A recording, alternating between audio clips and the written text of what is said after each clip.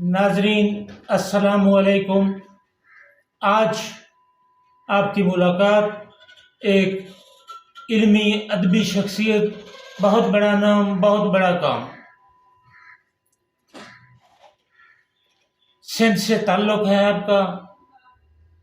سندھ کے بہت بڑے عالم دین، شیخ القرآن حضرت مولانا در محمد صاحب کے صاحبزادے ہیں جناب عبد المومن میمن صاحب، ہمارے ساتھ موجود ہیں۔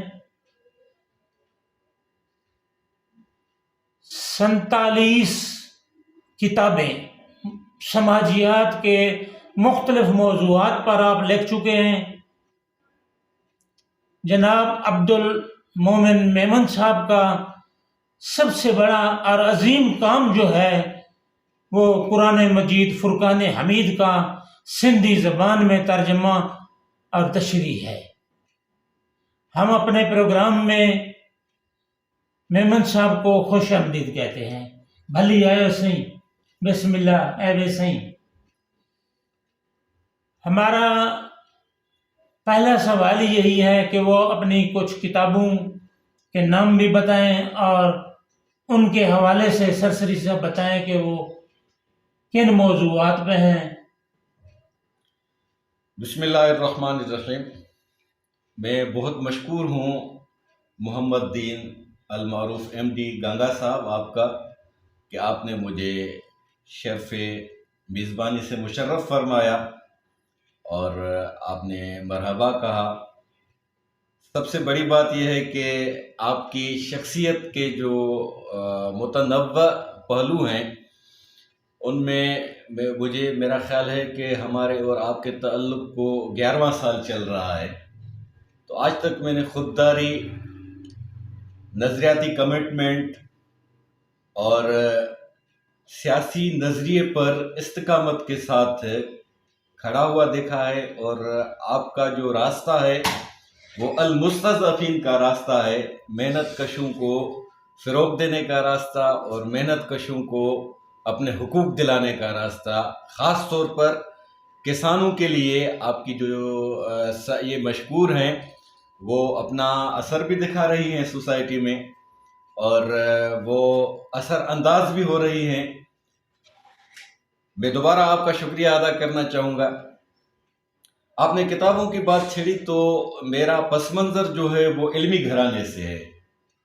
میرے والد گرامی شیخ القرآن حضرت مولانا در محمد رحمہ اللہ رحمتہ واسعہ، امام انقلاب مولانا عبید اللہ سندھی رحمۃ اللہ علیہ کے سلسلے سے وابستہ تھے، اور میرا تعلق خیرپور میرٹھ سندھ کے قصبہ ہنگورجا نامی سے ہے، اور خانقاہ عالیہ امروڈ شریف یہ بر صغیر کی بہت بڑی انقلابی خانقاہ ہے، جہاں سے حسنۃً فی الدنیا اور حسنۃً فی الآخرت کا جو پیغام چلا تھا، اس پیغام کو بروئے کار لانے کے لیے ہمارے اکابرین دیوبند نے جو سلسلہ چلایا تھا وہ تھا کہ جدا ہو دین سیاست سے تو رہ جاتی ہے چنگیزی، جدا ہو دین سیاست سے تو رہ جاتی ہے چنگیزی۔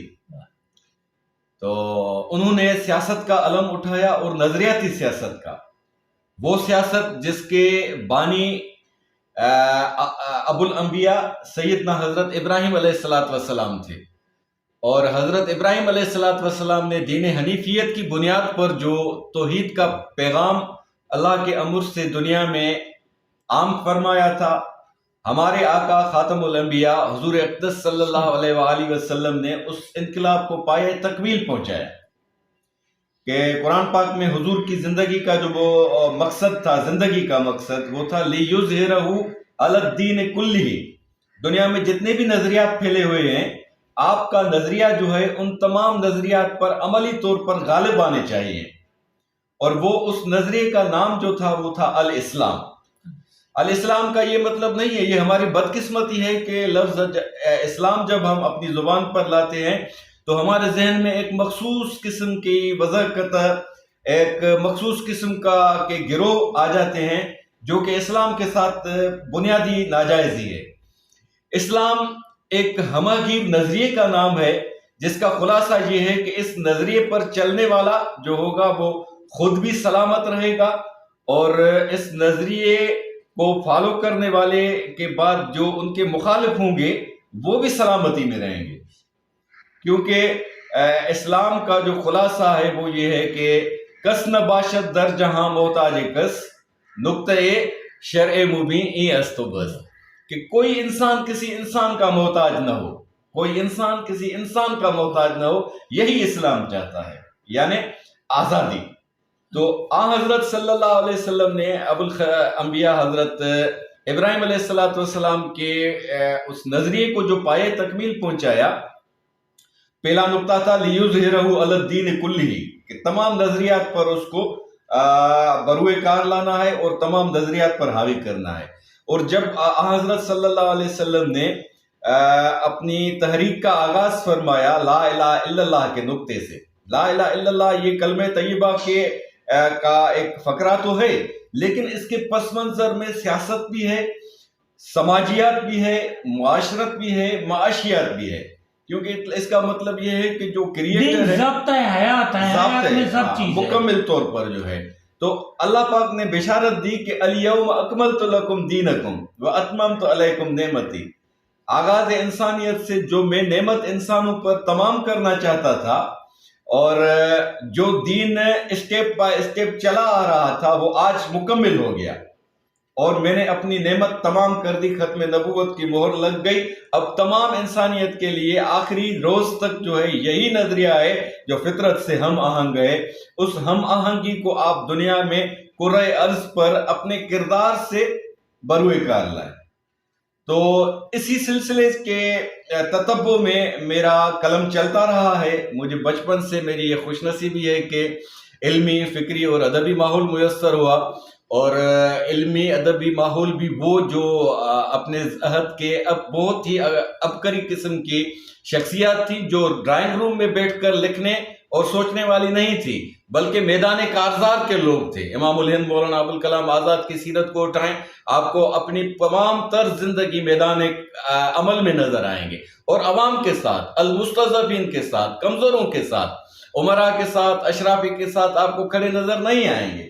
امام انقلاب مولانا عبید اللہ سندھی کی زندگی کی کتاب اٹھائیں، آپ کو نظر آئے گا کہ وہ بچپن سے اس کے ذہن میں جو تلاطم تھا، اس کے مزاج میں جو ایک لاوا پک رہا تھا انقلاب کا، وہ آپ نے ریشمی رومال تحریک چلائی، اور جس کی پاداش میں آپ کو 24 سالہ جلاوطنی کی سزا کاٹنی پڑی، اور مختلف محاذوں پر انہوں نے ڈائلاگ کی صورت میں، جہاد کی صورت میں، جہاد وہ علمی ہو، فکری ہو یا قلمی ہو، آپ نے خوب نبھایا۔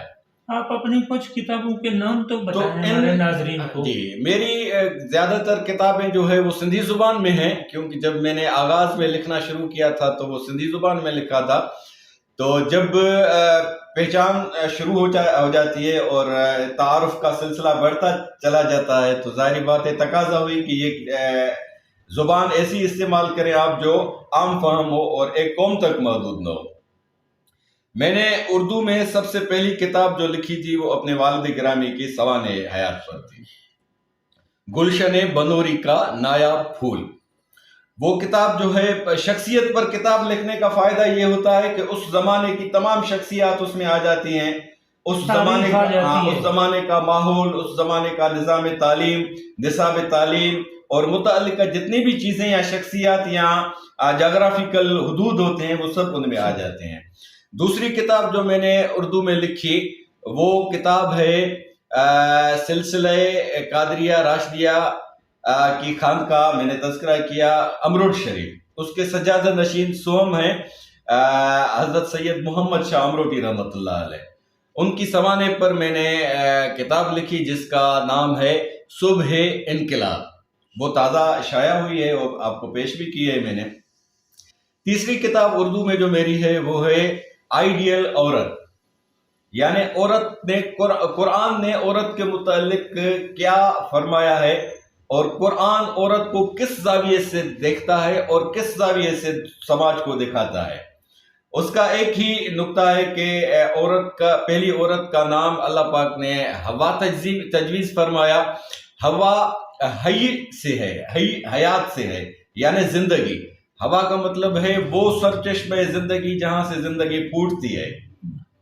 اور عورت لفظ جو ہے یہ ایک ہمگیر معنی رکھتا ہے، لیکن قرآن نے عورت کے لیے جو لفظ استعمال کیا ہے وہ دو ہیں، المرأة اور النساء. نساء نسوتن کا جمع ہے اور المرأة خاتون کو کہتے ہیں. لفظ عورت جو ہے یہ جاگیردارانہ پس منظر میں اس کو کہا گیا کہ آپ سر سے پا تک ننگی ہیں معاذ اللہ، اس لیے آپ کو ڈھانپ دینا چاہیے، آپ کو گھر کی حدود میں محدود ہونا چاہیے. یہ فطرت کا تقاضا ہے کہ عورت کو ایک ماں کے لیے تیار ہونے کے لیے ایک حدود اربع میں محدود ہونا یہ بھی فطرت کا تقاضا ہے، لیکن یہ لازم نہیں ہے کہ وہ اپنی پوری زندگی ان حدود میں گزارے. وقت آئے تو میدان کارزار میں بھی وہ کود سکتی ہیں. جس طرح بہت ساری صحابیات نے، امہات المومنین نے تعلیم کے میدان میں، تدریس کے میدان میں، جہاد کے میدان میں حضرت صلی اللہ علیہ وسلم کے ساتھ حضر و سفر میں، چاہے وہ جہاد کا سفر ہو چاہے وہ تجارت کا سفر ہو، ساتھ رہی ہیں. تو اس کتاب میں عورت کا جو قرآنی تصور ہے اس تصور کو میں نے اٹھایا ہے ابتدائی تاریخ سے، یعنی اما ہوا سے لے کر آج کی جدید عورت تک میں نے ان کو کا احاطہ کیا ہے. اور جو میری آنے والی کتاب ہے انشاءاللہ 1 مہینے کے اندر شائع ہو جائے گی. آج تاریخ ہے میرا خیال ہے 22 اپریل 2024. انشاءاللہ 1 مہینے یا 1.5 مہینے کے اندر اسی دورانیے میں ہی میری کتاب آئے گی. اس کا نام ہے اکابر مجرمین. اکابر مجرمین کا مطلب ہے کہ سماج کے وہ بہت بڑے جرائم پیشہ لوگ جو سفید پوش ہوتے ہیں اور جرائم کا ایک نیٹ ورک قائم کرتے ہیں، جس کا جو ہے وہ اس کی وسعت اتنی پھیلا دیتے ہیں کہ سوسائٹی کے آخری کونے تک ان کے جرائم پیشی کا اثر چلا جاتا ہے. اس کتاب کی ایک مرکزی آیت ہے وَجَعَلْنَا فِي كُلِّ قَرْيَةٍ أَكَابِرَ مُجْرِمِيهَا لِيَمْكُرُوا فِيهَا.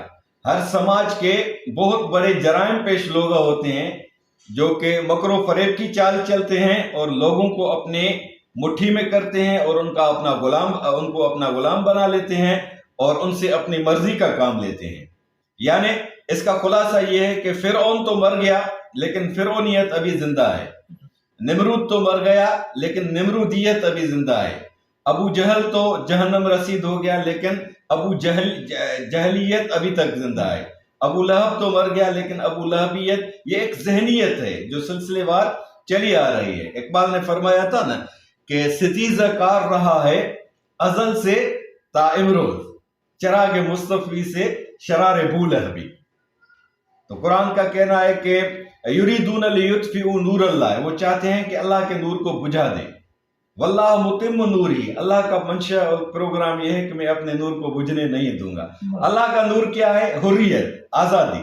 انسانی سماج کو آزاد ہونا چاہیے. انسانی سماج کے جتنے بھی خد و خال ہیں اس پر کسی مخلوق کا تسلط نہیں ہونا چاہیے. یہ ہے اللہ کا نور جس کو تمام انبیاء نے بروئے کار لایا. حضرت ابراہیم نے اپنی قوم کو نمرود سے نجات دلائی اور آزادی دلوائی. حضرت موسیٰ کا قصہ مشہور عالم ہے اور آقا صلی اللہ علیہ وسلم نے رؤسائے مکہ سے انقلاب کا آغاز فرمایا. ان کا ٹارگیٹ تھا اس زمانے کی بہت بڑی سلطنتیں قیصر اور کسریٰ، روم اور فارس. پھر حضرت عمر فاروق رضی اللہ عنہ نے اس کو ممکن بنایا اور ربع مسکوں پر جو اللہ کے نور کو بالکل اس سے دنیا کو منور فرمایا اور جو روشنی پھیلی آزادی کی.